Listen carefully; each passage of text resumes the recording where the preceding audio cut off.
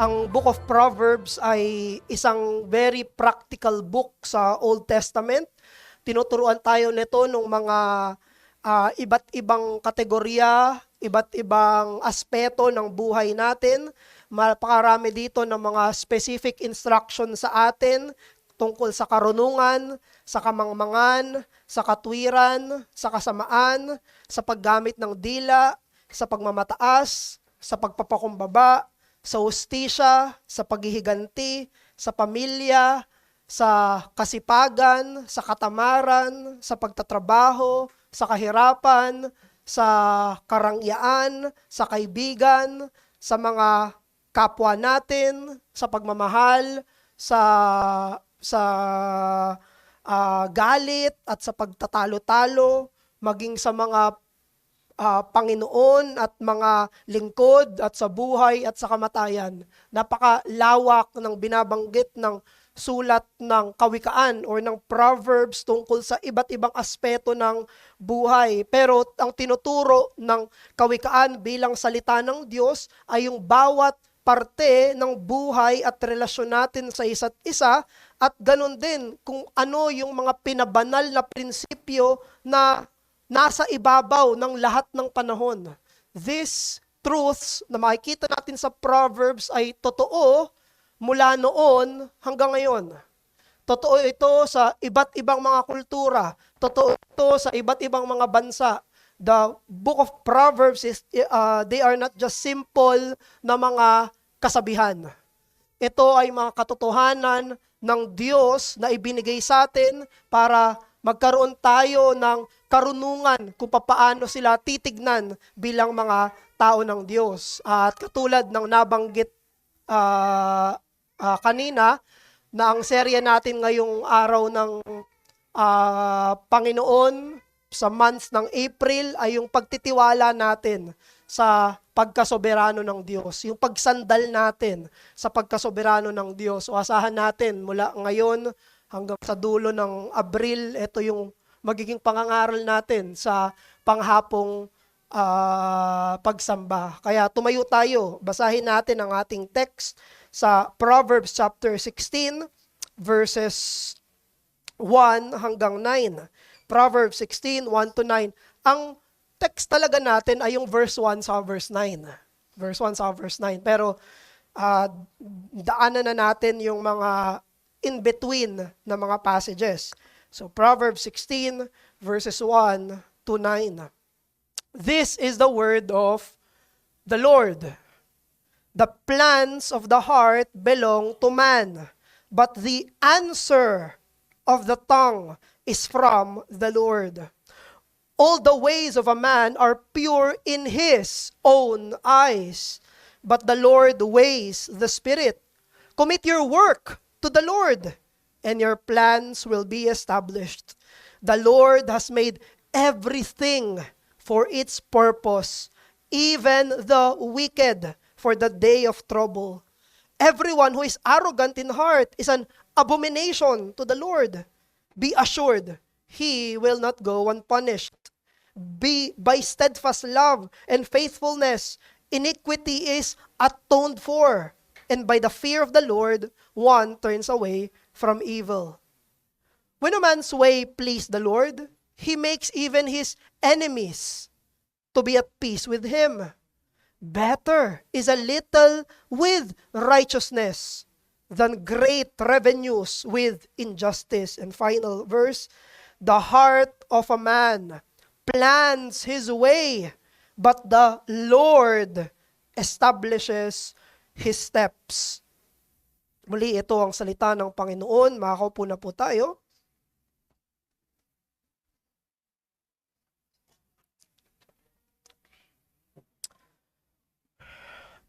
Ang Book of Proverbs mula chapter 10 hanggang chapter 22 verse 16, ito ay sulat ni Solomon.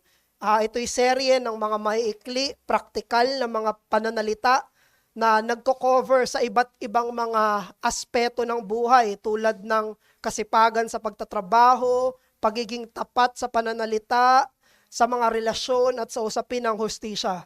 Ang tawag dito sa 10 hanggang 22 ay the Proverbs of Solomon. However, doon sa main passage natin sa chapter 16, verses 1 at 9, ang emphasis dito ay yung plano natin at plano ng Diyos at paano sila nag-uugnay. Ano yung kaugnayan ng plano natin at anong kaugnayan nun sa mga plano ng Diyos? How they are intertwined. At paano tayo dapat tumugon kapag yung mga sarili nating mga plano ay hindi nangyari. Ang mga plano ay ginagawa mismo ng mga tao sa loob ng puso niya. Pero ang huling salita ay nasa Panginoon. Verse 1. At lahat ng mga plano ng tao ay dalisay sa sarili niyang mga mata. Pero ang Diyos ang nagdedesisyon kung gaano kadalisay yung mga plano niya. Verse 2. Ang mga desisyon natin ay dapat nating ipasa Diyos, ibigay sa Diyos. Humihingi tayo ng gabay at pagpapala doon sa mga plano natin. Verse 3. At bawat araw, bawat isa sa atin ay nasa ilalim ng soberanong kalooban ng Diyos. Maging sila ng mga masasama, sila ng mga hindi nananampalataya, ay nasa ilalim ng kanyang kalooban. Verses 4 at 5. At yung mga kalooban natin, mga plano natin ay dapat ng katubusan. There should be atonement. At ang kaluwalhatian ng Diyos at ang katwiran niya ang dapat maging prioridad natin higit sa tagumpay ng mga plano natin. Verse 6 hanggang verse 8. Napakarami ng plano ng tao, mga pangarap, mga ambisyon. Pero mangyayari lang yon ayon sa kagustuhan ng Panginoon. Verse 9. Ito yung sinasakop mula verse 1 hanggang verse 9. Pero ang intensyon natin dito ay yung verse 1 at verse 9 kung saan sinabi sa talata natin na ang isang tao kaya niyang magplano sa sarili niya. Meron siyang kapasidad, meron siyang kakayanan na magplano sa sarili niyang puso. Sinabi doon sa text natin, the man can plan, devises his plan in his own heart. Meron tayong kakayanan na magplano para sa bukas at kailangan natin itong ituring bilang kaloob ng Diyos. Ito yung regalo ng Diyos. Tayo na mga may pag-iisip, tayo na mga rational na mga nilikha ng Diyos, ay binigyan niya ng kakayanan na magplano para sa bukas. Sabi ni Matthew Henry, as a reasonable creature that has the faculty of contriving for himself, his heart devises his way, designs an end, and projects ways and means leading to that end. Meron tayong plano, meron tayong gustong mangyari, at pwede tayong magplano kung paano natin aabutin yung mga gusto nating mangyari. Hindi tayo katulad ng ibang mga hayop. Hindi tayo katulad ng mga hayop na sila ay kumikilos at nabubuhay ayon lang sa kanilang instinct. Sila ay walang rasyonal, moral at espiritual na katangian, hindi katulad natin. Ang mga hayop ay kumikilos depende sa kanilang instinct. Hindi sila nagpaplano para sa bukas. Wala silang ibang plano para sa buhay nila. Kumikilos ang mga hayop para kumain at mabuhay. At hindi ganun ang tao. Ang tao ay binigyan ng Diyos ng rasyonalidad. Binibigyan siya ng pagkakaroon ng pangarap. Binibigyan siya ng pagkakaroon ng kagustuhan. Binibigyan siya ng anong gusto niyang mangyari sa kinabukasan niya. At kaya niyang gumawa ng mga plano para maabot yung mga bagay na yon. We plan from the heart. At kapag sinabi ng scripture na puso, ito yung nag-iisip, ito yung rasyonal, ito yung mental na faculty ng ating kaluluwa. Pero sa kabila ng pagiging kaloob ng Diyos, yung kakayanan nating magplano, hindi dapat tayo umasa sa sarili nating karunungan at sa sarili nating kakayanan para maghanda. Dahil ang mga paraan ng Diyos ay mas mataas kaysa sa paraan natin at ang isipan ng Diyos ay mas mataas kaysa sa mga isipan natin.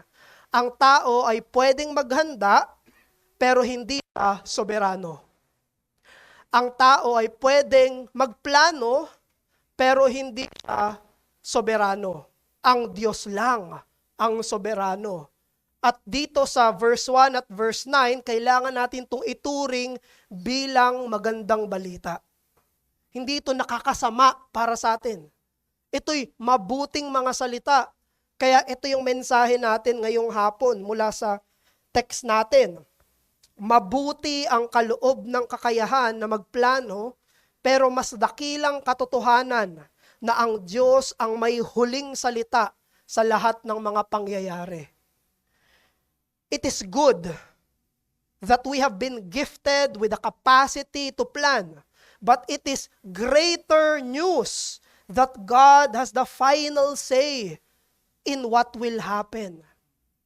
Mabuti, may kakayanan tayo, pero mas mainam, mas maigi na yung huling salita ay nakasalalay sa Diyos at hindi mismo sa atin. Nakafocus yung chapter na to doon sa control ng Diyos sa lahat ng mga human affairs. Siya ang nasa taas ng lahat ng mga pangyayari sa mga tao at pinapangalandakan dito, hina-highlight dito na kahit gaano magplano yung mga tao, kailangan nilang kilalanin na ang kahihinatnan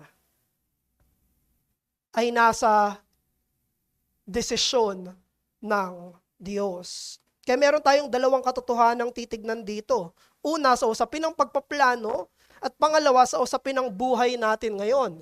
Number 1, our devised plans under God's sovereign will.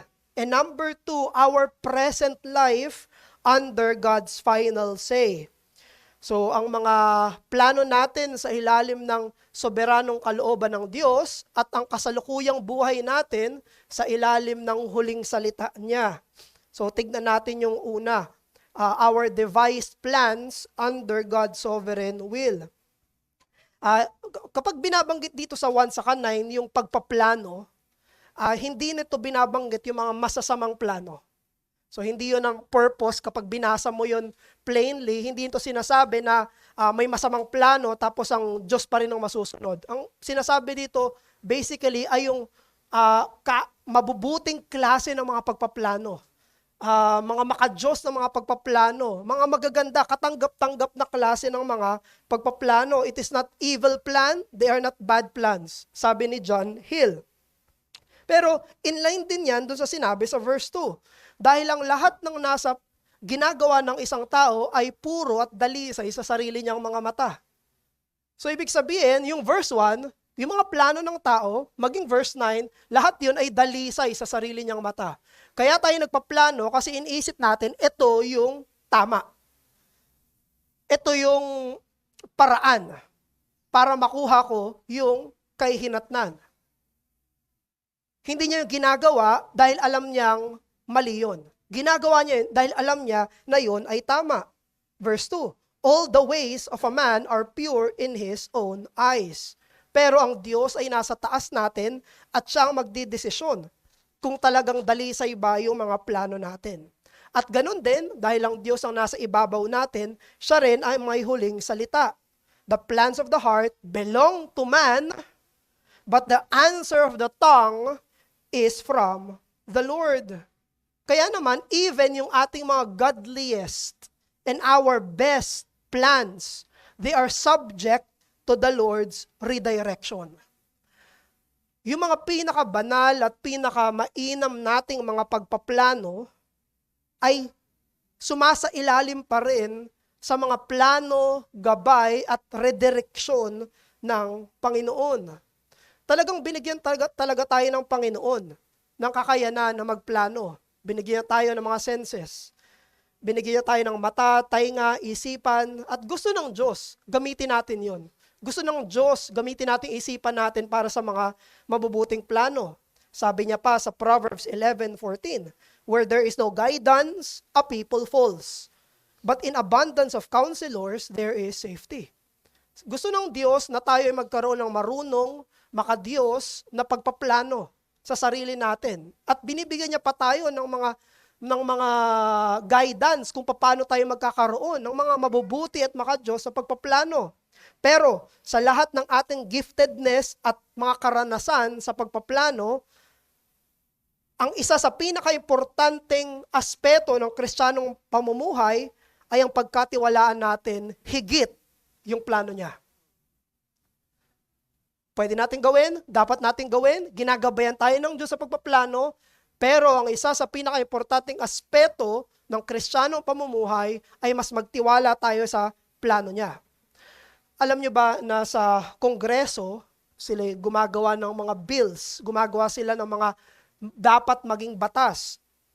Pag pumasa yan sa lower house, upper house, yan ay pupunta na sa presidente. Pero yung presidente, kapag nasa kanya na yung isang bill, pwede niya yang tanggihan. Pwede niyang tanggapin, pwede niya ring tanggihan. Kaya ito yung tinatawag na presidential powers ng veto. Pwede niyang i-veto. Pwedeng lahat agree na, pero pagdating sa presidente, pwede niya yung tanggihan at hindi yun magiging batas. Meron siyang kapangyarihan para pigilan yung isang batas na iniisip niya ay hindi mabuti, nakabubuti o konstitusyonal. E ganyan din ang Diyos. At mas mataas ang Diyos sa presidente.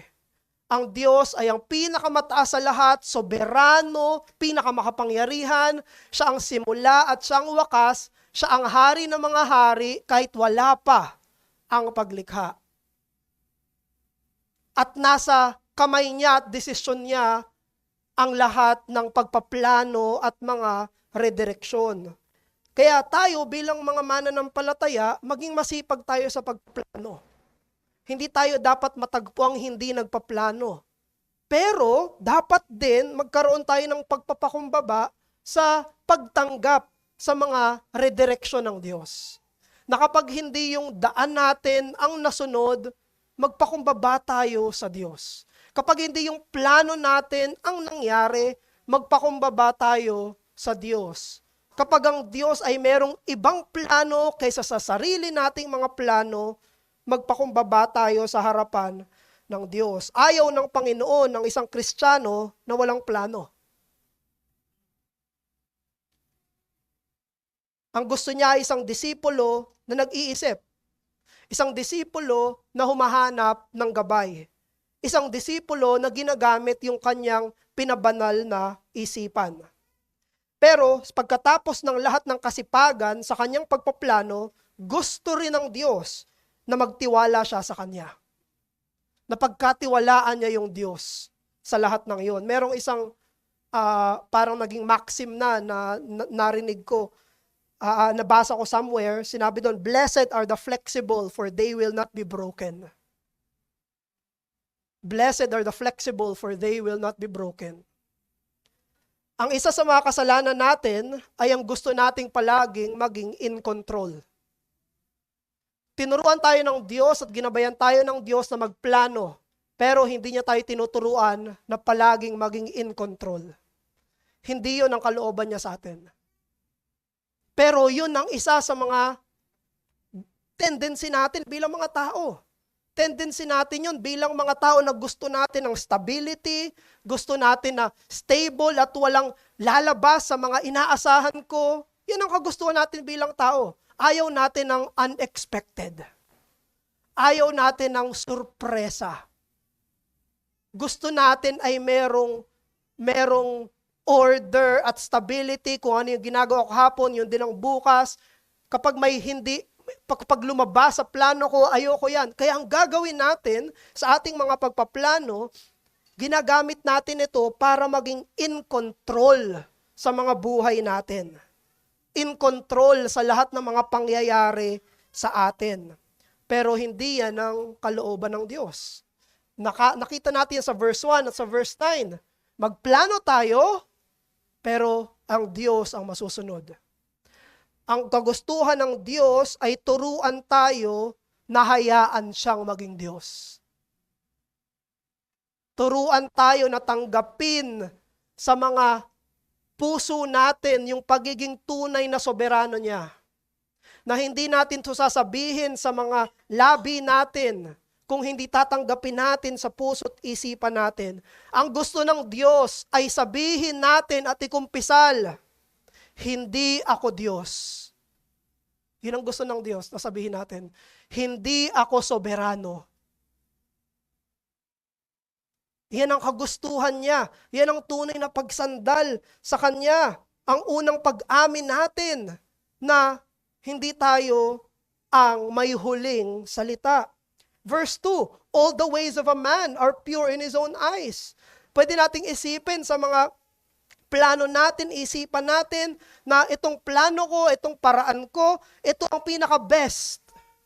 Ito na talaga yung best, wala nang hihigit pa dito.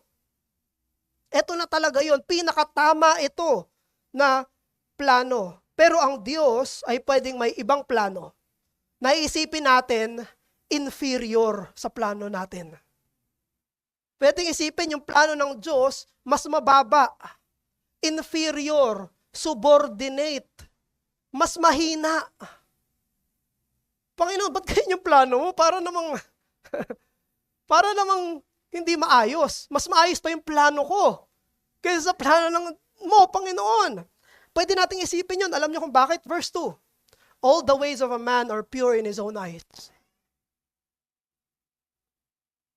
Ang iniisip nating dalisay ay yung sarili nating mga plano. Kaya naman, pwede nating i-insist sa Panginoon yung ating sariling plano at tanggihan natin yung kanyang ginagawa. Yung kanyang mga redireksyon. Alam nyo, pwedeng mangyari to sa mga normal, mundane na mga bagay, normal na nararanasan ng tao. Pero pwede rin to mangyari sa pinaka-theological na mga tanong. Sa mga pinaka-ordinaryo, pwede nating isipin, plano ko makapagtapos ng pag-aaral. Makapasok sa magandang paaralan. Makagraduate. Magagandang plano yan. Makapagtrabaho, magkaroon ako ng isang dream job ko. Yan ang plano ko. Plano ko manligaw. Plano ko mapag-asawa.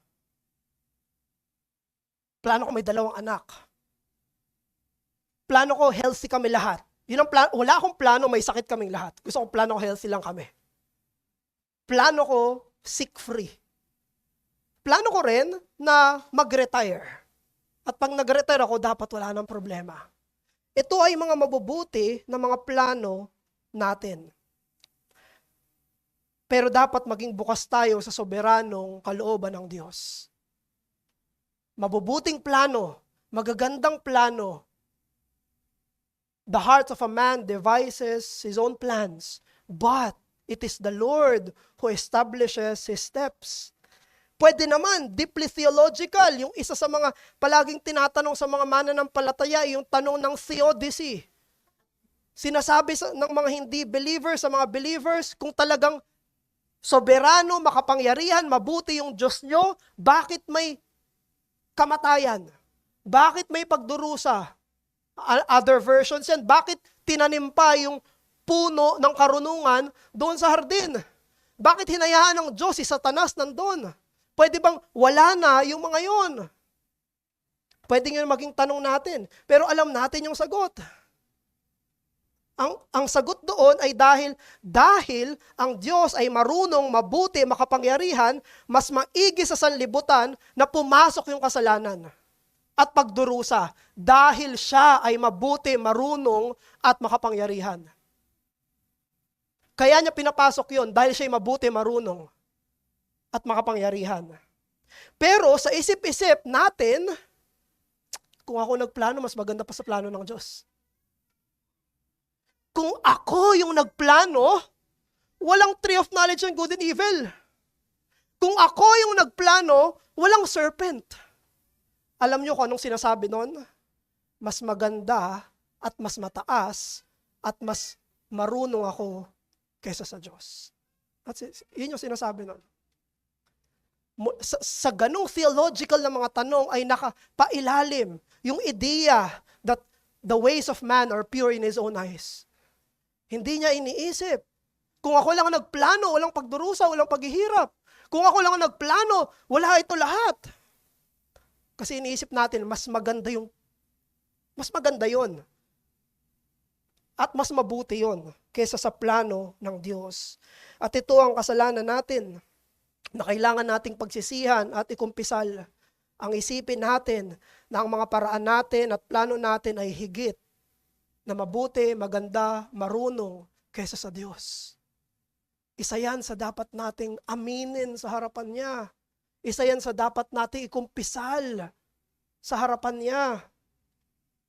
At ang mabuting balita, alam nyo ba, hindi natagpuan sa sarili nating plano, kung hindi sa soberanong grasya ng Diyos.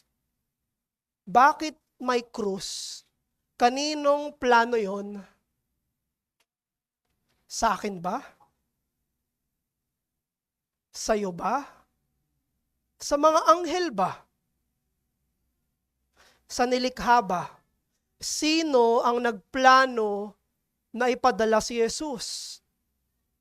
Para mabuhay, para humalili sa mga makasalanan, para magkaroon tayo ng tamang ugnayan, komunyon, at kaluwalhatian sa harapan ng Diyos.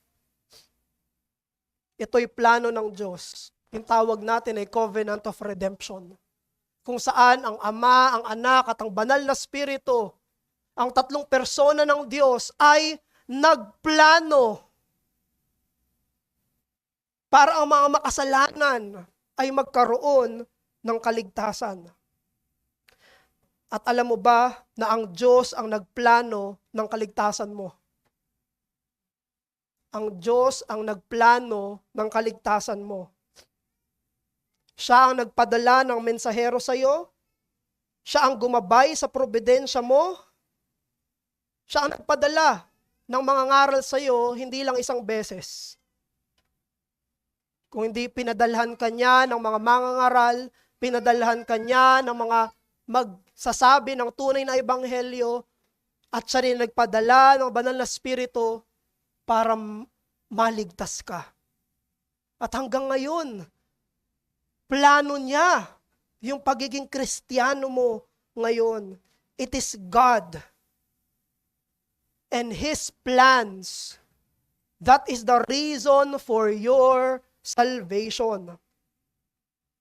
Ang bucket list ng Diyos ay ibang-iba sa bucket list mo.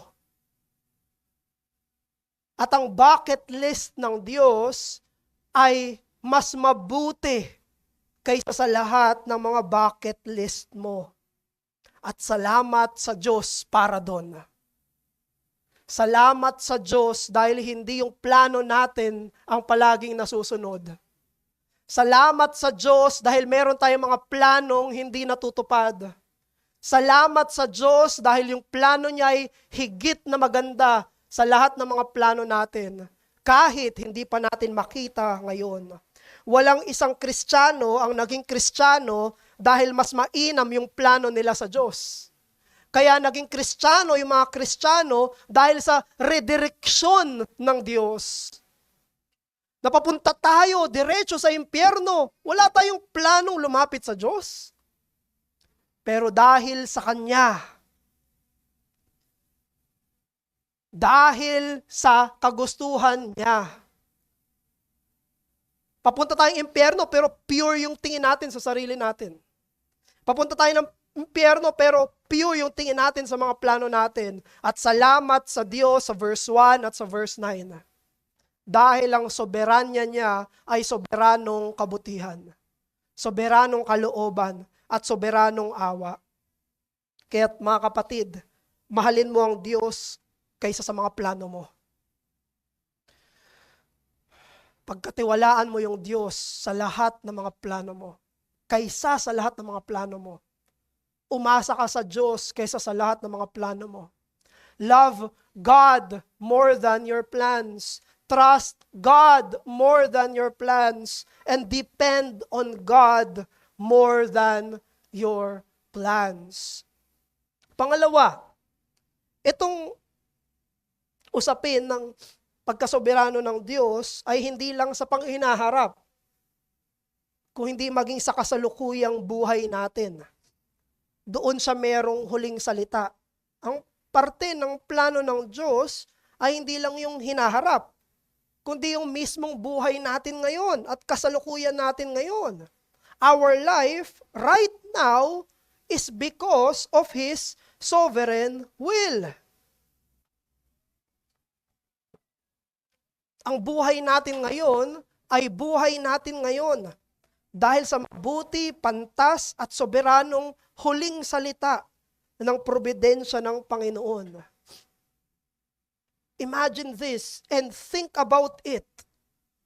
Our life today is our life today because of the good, wise, and sovereign final say, providence of God. Palagi siyang kumikilos. Walang panahon na hindi kumikilos ang Panginoon. Alam nyo, maging sa panahon na hindi natin nakikita yung kamay niya. Maging sa panahon na parang hindi natin nakikita yung kamay niya, andun pa rin siya. Dahil ang Diyos ay ang Diyos ngayon. Kaya dapat nating yakapin yung kanyang pagkasoberano ngayon.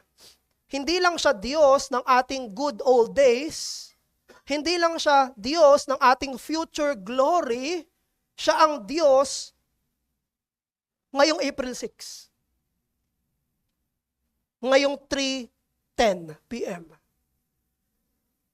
Siya ang Diyos ngayon. Sa buhay mo ngayon. Kaya bilang mga Kristiyano, hindi tayo nag-iisip ng swerte o malas. Kapag may mga mabubuting pangyayari sa buhay natin, hindi natin iniisip, swerte to. Hindi. Iniisip natin, Diyos ang may gawa nito. May mabuting nangyari sa akin, Diyos to. At pag may masamang nangyari sa atin, hindi natin sinasabi na, minalas lang kasi ako eh. Hindi, dahil Kristiyano tayo, ang iniisip natin, probidensya pa rin ito ng Panginoon. Dahil tayo yung mga mananampalataya, ang iniisip natin, ang Diyos ang merong soberanong pagkilo sa bawat pangyayari sa buhay natin. Pero dapat tayong bumalik sa kaligtasan natin. Iniisip natin, yung Diyos yung nagdala sa akin sa kaligtasan, bakit hindi ko siya pagkatiwalaan? Saan niya ngayon?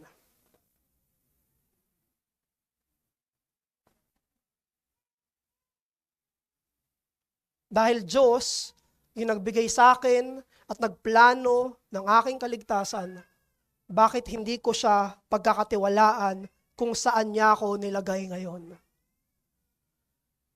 If it is the sovereign grace of God that led you and me to our salvation, won't you trust Him where He has placed you now, today? Merong isang sermon, I think sermon yun ni John Piper, sinagot niya itong tanong na to. Yung tanong ay, yung buhay mo ba ngayon ay hindi yung buhay na inaasahan mo? Sinagot niya yung tanong na to. Yung buhay mo ba ngayon ay hindi yung buhay na inaasahan mo?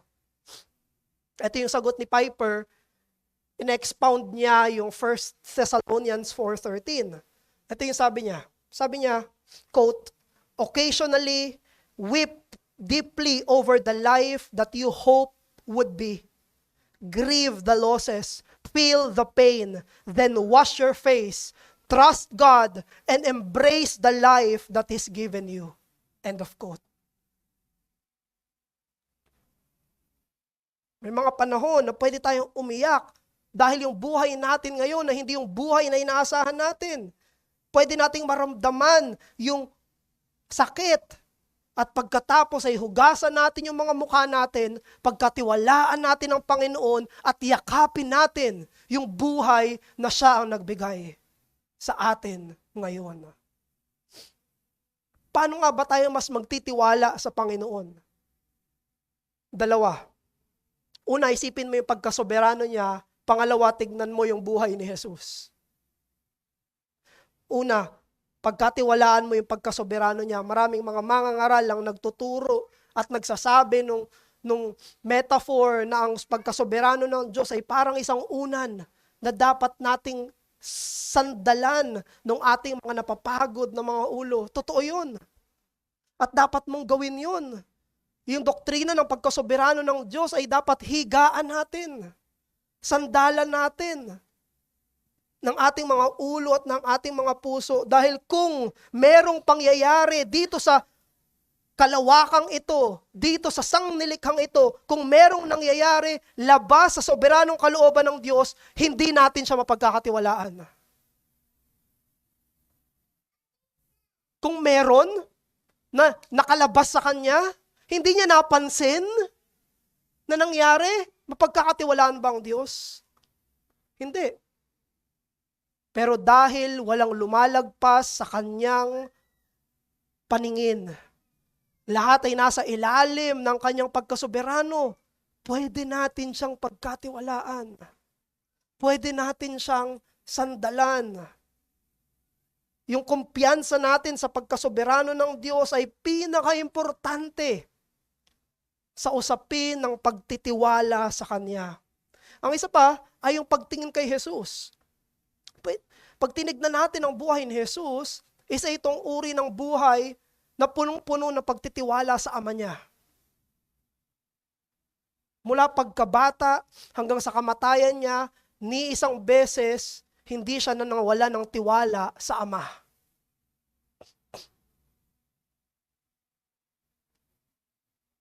Si Jesus ay namatayan, pamilya at kaibigan.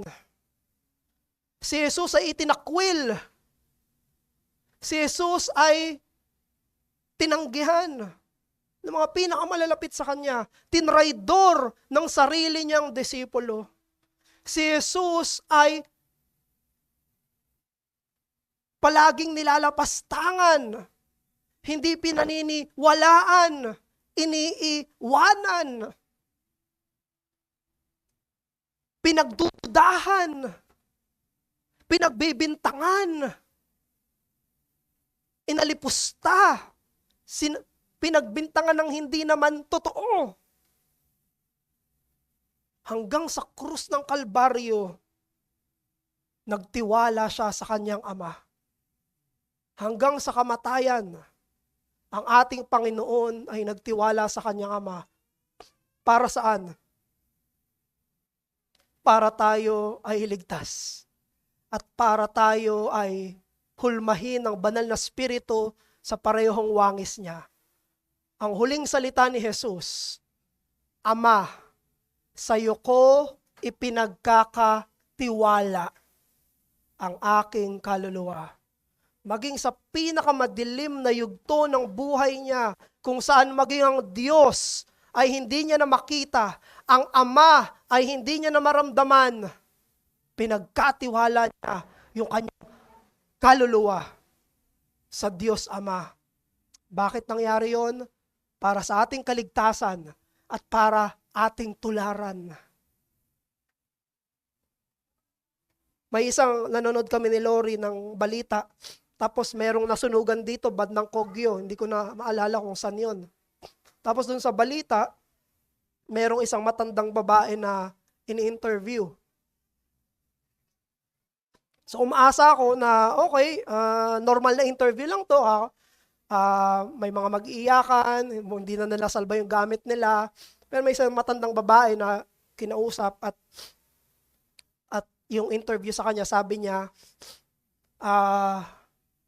isa siya sa nawala ng bahay, nawala ng tirahan, matandang babae. Sabi niya, may plano ang Diyos kung bakit niya pinangyari to. Nawala lahat. Nawala lahat sa kanya. At sabi niya, may plano ang Diyos kung bakit niya pinangyari to. Mga kapatid, ang Diyos ay nasisiyahan at natutuwa kapag ang mga anak niya ay nagtitiwala sa Kanya. Ang isa sa nakakapagluwalhati sa Diyos ay kapag pinagkakatiwalaan natin siya. Pag pinagkakatiwalaan natin yung karunungan niya, pinagkakatiwalaan natin yung kabutihan niya, pinagkakatiwalaan natin yung katotohanan niya. Pinagkakatiwalaan natin kung paano niya hinuhulma yung probidensya niya sa mga buhay natin. Hayaan niyo ko magtapos sa isang quotation. Isa itong pananalita galing kay Jerry Bridges. Meron siya isang book. Yung book niya ay pinamagatang Trusting God. Sabi niya dito, I acknowledge it often seems more difficult to trust God than to obey God. The moral will of God given to us in the Bible is rational and reasonable. The circumstances in which we must trust God often appear as irrational and inexplicable. Obeying God is worked out within well-defined boundaries of God's revealed will. Trusting God worked out in an arena that has no boundaries. We do not know the extent, the duration, or the frequency of the painful, adverse circumstances in which we must frequently trust God. We are always coping with the unknown. End quote. Ang sinasabi ni Jerry Bridges, may mga pagkakataon na mas mahirap pang magtiwala sa Diyos kaysa sumunod sa Diyos. Dahil yung pagsunod sa Diyos, alam mo kung ano inuutos, alam mo kung hanggang kailan, alam mo kung hanggang saan.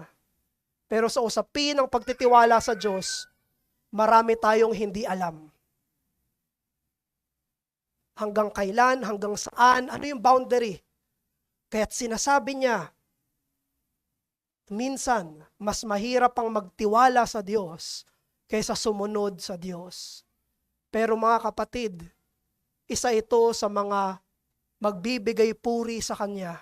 Isa ito sa gusto niyang gawin natin sa Kanya, ang sumandal sa Kanya.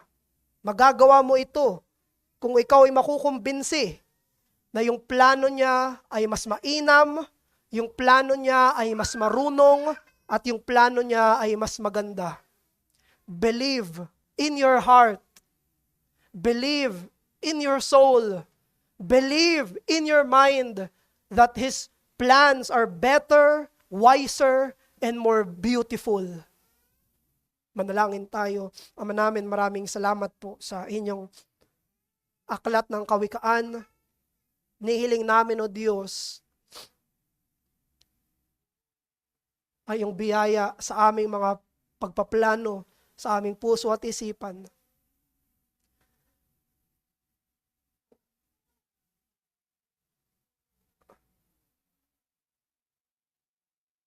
Bigyan mo kami, Panginoon, ng isang pusong sumasandal sa iyo.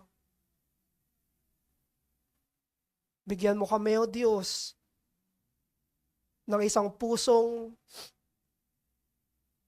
handang magtiwala